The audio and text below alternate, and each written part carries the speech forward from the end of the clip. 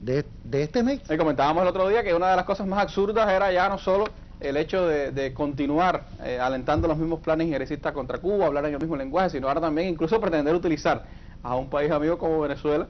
como punto de lanza contra la revolución cubana. Esa es la otra cosa que está en las declaraciones de Chano, y está en esto que te decía que, óyeme, es la misma historia, es el papel carbón ahí de estas historias fracasadas. Creo que fue Arlín, se lo oí decir en una mesa redonda hablando con Taladrí, esto ahora que acaban de hacer, de nombrar un oficial de inteligencia que siga los temas de Venezuela y Cuba, porque están, ahora son esos dos temas, igual que el Libelo ahora, antes era Cuba, ahora tienen hasta espacios especiales para Venezuela. Ahorita tendrán que hacerlo para Bolivia y después tendrán que hacerlo, no sé, para otros países de América Latina en esta misma dimensión. Pero esto del oficial de inteligencia es revivir la estación JM Way, es volver a crear. Han traído un tipo de la CIA con 32 años de historia en la CIA, dedicado a operaciones encubiertas para atender un campo que no es nuevo. Ya en la década de finales de los 80, principios de los 90, con la caída de el desmerengamiento de la Unión Soviética, Colin Powell había creado dentro del Departamento de Estado una oficina Cuba, precisamente para monitorear desde el punto de vista de inteligencia y estudiar los factores, los fenómenos de Cuba. Por eso el Pentágono siempre tuvo claridad en que estas historias no tienen nada que ver con lo que están diciendo estos voceros que cada vez más prueban que son voceros porque no saben realmente de qué están hablando. Cuando este hombre dice esto que estaba diciendo el compañero Raúl, no leen, no saben de qué están hablando. Además son persistentes, Lázaro, en los fracasos, porque han fracasado con la política de bloqueo, más allá del sufrimiento que ha provocado a generaciones de cubanos, pero ha sido una política fracasada. Han fracasado en su extensión, en su intento de internacionalizar el cerco contra Cuba, y siguen fracasando también en la política de establecer más horas de agresión radio-televisiva contra nuestro país. Es un vacilón. Ahora mismo me estaba leyendo ahí del Duende que ya ni en Miami se ve TV Martí, porque han gastado, siguen gastando el dinero del contribuyente norteamericano. Entre radio y TV Martí han gastado más de 600 millones ya. Ahora compraron el avión alquilaron el avión creo que costó 10 millones de dólares, y siguen haciendo inversiones tecnológicas. Llevan desde el 60, o sea, esto es una vieja historia. De 60 están montados en esta gran teoría del avión, de la agresión radial, y no se ve. Tanto que han invertido dinero y seguirán, están hablando de satélites, están hablando, pero no, la realidad es que no se ve aquí. El Duende ahora dice que tampoco con DirecTV se ve allá en Miami la televisión Martí. Es decir, yo creo que es la política del desconcierto, Randy, y es la política de seguir apretando. Por eso es lo que le está diciendo William Rogers, como otros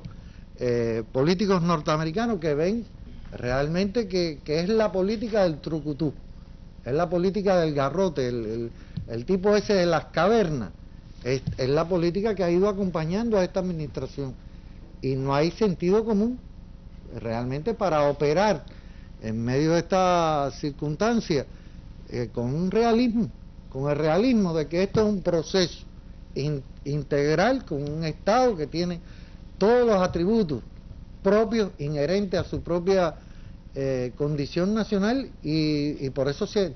tú te lees cable y te lees artículos y te lees análisis, y la gente dice, oye, no pasa nada, hay un huracán, hay esto y la vida sigue igual. Claro que tiene que seguir igual, porque están funcionando todas las instituciones del país. Y sobre todo hay una conciencia popular forjada a lo largo de todos estos años de revolución, que se demostró en los tiempos más difíciles del periodo especial. Solo la conciencia, solo la madurez política de este pueblo fue capaz de enfrentar aquellos acontecimientos, y hoy lo demuestra nuevamente ante esta situación, y en función también, por supuesto, del liderazgo colectivo que se ha ido forjando en todos estos años. Y yo te digo, si se quieren guiar por la persona, que no sean brutos, que lean, porque todos los generales que han estado apareciendo en el periódico Granma, si algún atributo no tienen en toda su historia, que como me dijo un compañero, dice, son leones tuzados por la historia que tienen de de haber enfrentado tantos acontecimientos a lo largo de estos 50 años en circunstancias difíciles, si algún atributo tiene, es la de no ser ni guataca ni de ir a darle levas a nadie, y son gente de un prestigio y un mérito terrible. Que lean los méritos de los principales dirigentes de la revolución y de por qué está ese reconocimiento, que aquí nadie está impuesto porque sea hermano de nadie, ni porque tenga atributos no ganados, no, son súper ganados y están reconocidos ahí por la historia que tiene más de 50 años. Yo creo que toda esta política de fracaso y la reiteración de esa política, por supuesto, hay que esperarla de una administración como esta. No hay que olvidar que quienes están hoy dentro de esta administración, una buena parte de ellos proceden de la administración Reagan, de la administración Bush padre. Es decir, son los mismos que en los años 80 también intensificaron esa política agresiva contra Cuba, que nos obligaron a crear las milicias de tropas territoriales, surgieron los ejercicios Bastión, y hay que tener en cuenta que esa misma cohorte de políticos agresivos está hoy dentro de la Casa Blanca. Muchos generales, almirantes han estado aquí retirados, han estado aquí, de los principales que fueron jefes de grandes unidades de tropas norteamericanas, han estado aquí, conocen a los militares cubanos, saben de qué se está hablando cuando el ministro en la entrevista dijo lo que dijo, desde el punto de vista de decir, bueno, dimos tal orden desde el amanecer, desde las 3 de la madrugada del 1 de agosto, y saben que es un mecanismo que, si algún mecanismo aquí tiene un nivel de eficiencia aceitado al 100%, es el mecanismo defensivo del país, y eso lo saben los militares norteamericanos. Por eso también declaraciones, como tú decías, como las de William Rogers, de políticos. Habría que leer también algunas cosas que ha escrito Wayne Smith, quien fue jefe de la Oficina de Intereses de Estados Unidos en Cuba, y que hablan de una visión mucho más asentada sobre la situación en Cuba hoy, frente a estos pronunciamientos injerencistas, agresivos, normales en esta administración, y que siguen siendo parte de su fracasada política hacia Cuba, más allá de ciertos intentos de aparecer mesurados en algunos momentos. Pero lo cierto es que lo de Shannon ya le pone la tapa al pomo de lo absurdo, de lo irracional de la política hacia Cuba. Parece que este país está inestable. Sí. No, inestable, y además con el intento de poner a Venezuela en función de su política anticubana. Pero más allá de eso, yo creo que también influye en todo esto, como se ha dicho más de una vez, lo han dicho los propios políticos norteamericanos, lo ha dicho varias veces también Noam Chomsky, en el hecho de que para Estados Unidos un hecho que debiera ser de política exterior, como son las relaciones con Cuba, se convierte irremisiblemente en un asunto de política interna, y mucho más cuando se están acercando elecciones como las que vienen ahora en los Estados Unidos. Por eso no es extrañar, Taladrí, que a lo